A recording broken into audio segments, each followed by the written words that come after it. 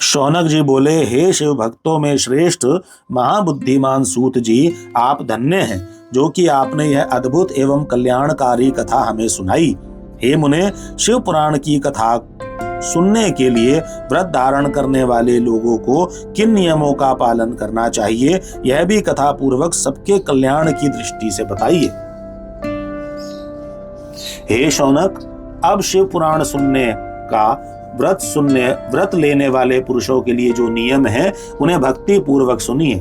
नियम पूर्वक इस श्रेष्ठ कथा को सुनने से बिना किसी विघ्न बाधा के उत्तम फल की प्राप्ति होती है। दीक्षा से रहित लोगों को कथा श्रवण में अधिकार नहीं है। अतः मुने, कथा सुनने की इच्छा वाले सब लोगों को पहले वक्ता से दीक्षा ग्रहण करनी चाहिए। कथाव्रती को ब्रह्मचर्य से रहना, भूमि पर सोना, पत्तल में खाना और प्रतिदिन कथा समाप्त होने पर ही अन्न का ग्रहण करना चाहिए। जिसमें शक्ति हो वह पुराण की समाप्ति तक उपवास करे। शुद्धता पूर्वक भक्ति भाव से उत्तम शिव पुराण को सुने। घृत अथवा दुग्ध पीकर सुख पूर्वक कथा श्रवण करे अथवा फलाहार करके अथवा एक ही समय भोजन करके इसे सुनना चाहिए। इस कथा का व्रत लेने वाले पुरुषों को प्रतिदिन एक ही बार हविष्यान्न भोजन करना चाहिए। जिस प्रकार से कथा श्रवण का नियम सुख पूर्वक पालित हो सके वैसे ही करना चाहिए। कथा श्रवण में विघ्न उत्पन्न करने वाले उपवास की तुलना में तो मैं कथा श्रवण में शक्ति प्रदान करने वाले भोजन को ही अच्छा समझता हूँ। गरिष्ठ अन्न, दाल, जला अन्न, सेम, मसूर, भाव दूषित तथा बासी अन्न को खाकर कथाव्रती पुरुष कभी कथा को न सुने। कथाव्रती को बैंगन, तरबूज, चिंचिड़ा, मूली, कोहड़ा, प्याज, नारियल का मूल तथा अन्य कंद मूल का त्याग करना चाहिए। जिसने कथा का व्रत ले रखा हो वह पुरुष प्याज, लहसुन, हींग, गाजर, मादक वस्तु तथा आमिष कही जाने वाली वस्तुओं को त्याग दे। कथा का व्रत लेने वाला जो पुरुष हो उसे काम, क्रोध आदि 6 विकारों, ब्राह्मणों की निंदा तथा पतिव्रता और साधु संतों की निंदा का त्याग कर देना चाहिए। कथा श्रवण का व्रत धारण करने वाला व्यक्ति रजस्वला स्त्री को ना देखे, पतित मनुष्यों को कथा की बात न सुनाए, ब्राह्मणों से द्वेष रखने वाले और वेद बहिष्कृत मनुष्यों के साथ संभाषण ना करे।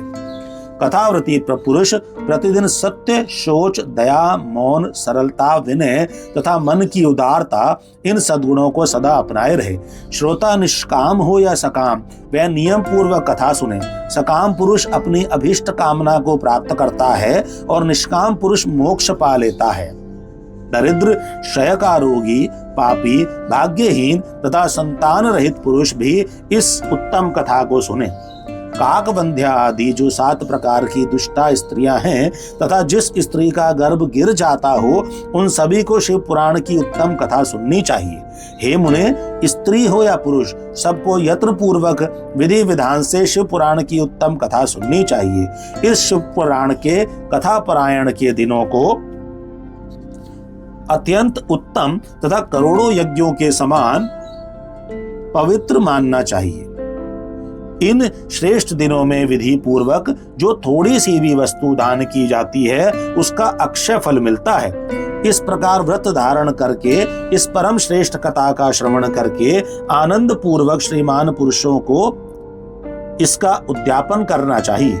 इसके उद्यापन को विधि शिव चतुर्दशी के उद्यापन के समान है। अतः यहाँ बताए गए फल की आकांक्षा वाले धनाढ्य लोगों को उसी प्रकार से उद्यापन करना चाहिए। अल्प वित्त वाले भक्तों के लिए प्रातः उद्यापन की आवश्यकता नहीं है, वे तो कथा श्रवण मात्र से पवित्र हो जाते हैं। शिव जी के निष्काम भक्त तो शिव स्वरूप ही होते हैं। हे महर्षि, इस प्रकार शिव पुराण की कथा के पाठ एवं श्रवण संबंधी यज्ञोत्सव की समाप्ति होने पर श्रोताओं को भक्ति एवं प्रयत्न पूर्वक भगवान शिव की पूजा की भांति पुराण पुस्तक की भी पूजा करनी चाहिए। तदनंतर विधि पूर्वक वक्ता का भी पूजन करना चाहिए। पुस्तक को आच्छादित करने के लिए नवीन एवं सुंदर बस्ता बनाएं और उसे बांधने के लिए दृढ़ एवं दिव्य सूत्र लगाएं। फिर उसका विधिवत पूजन करें। पुराण के लिए जो लोग नया वस्त्र और सूत्र देते हैं वे जन्म जन्मांतर में भोग और ज्ञान से संपन्न होते हैं।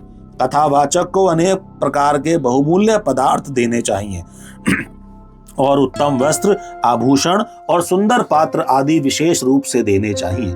पुराण के आसन रूप में जो लोग कंबल, मृग चर्म, वस्त्र, चौकी, तख्ता आदि प्रदान करते हैं, वे स्वर्ग प्राप्त करके यथेच्छ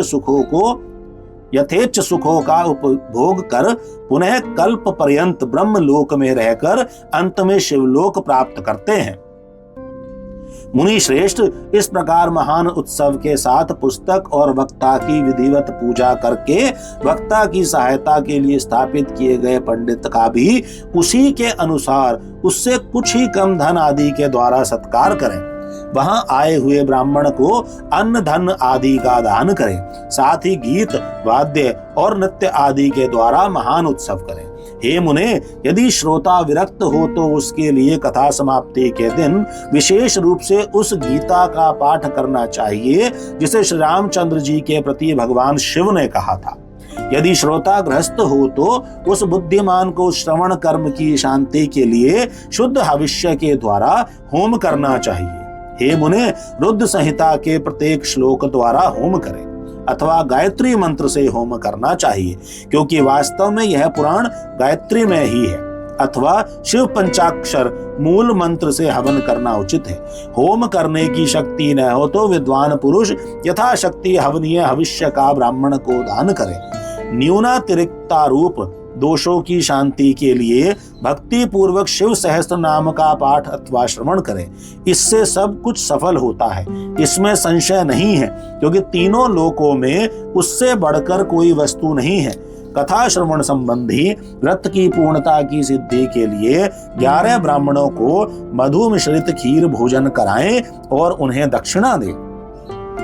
मुने, यदि शक्ति हो तो 3 पल यानी 12 तोला सोने का एक सुंदर सिंहासन बनवाएं और उस पर उत्तम अक्षरों में लिखी अथवा लिखवाई हुई शिव पुराण की पुस्तक विधि पूर्वक स्थापित करें।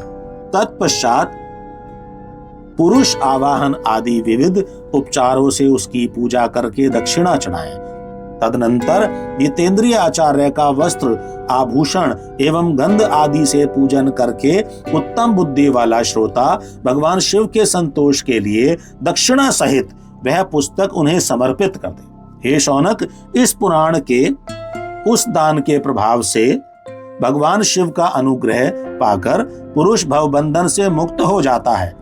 इस तरह विधि विधान का पालन करने पर श्री संपन्न शिव पुराण संपूर्ण फल को देने वाला तथा भोग और मोक्ष का दाता होता है। हे मुने, मैंने आपको शिव पुराण का यह सारा महात्म जो संपूर्ण अभिष्ट को देने वाला है बता दिया। अब और क्या सुनना चाहते हैं? श्री संपन्न शिव पुराण समस्त पुराणों का तिलक स्वरूप माना गया है। यह भगवान शिव को अत्यंत प्रिय, रमणीय तथा भव रोग का निवारण करने वाला है। जो सदा भगवान विश्वनाथ का ध्यान करते हैं, जिनकी वाणी शिव के गुणों की स्तुति करती है और जिनके दोनों कान उनकी कथा सुनते हैं, इस शिव जगत में उन्हीं का जन्म लेना सफल है। वे निश्चय ही संसार सागर से पार हो जाते हैं। भिन्न भिन्न प्रकार के समस्त गुण जिनके सच्चिदानंदमय स्वरूप का कभी स्पर्श नहीं कर पाते, जो अपनी महिमा से जगत के बाहर और भीतर वाणी एवं मनोवृत्ति में प्रकाशित होते हैं, उन अनंत आनंद घन स्वरूप परम शिव की मैं शरण लेता हूं।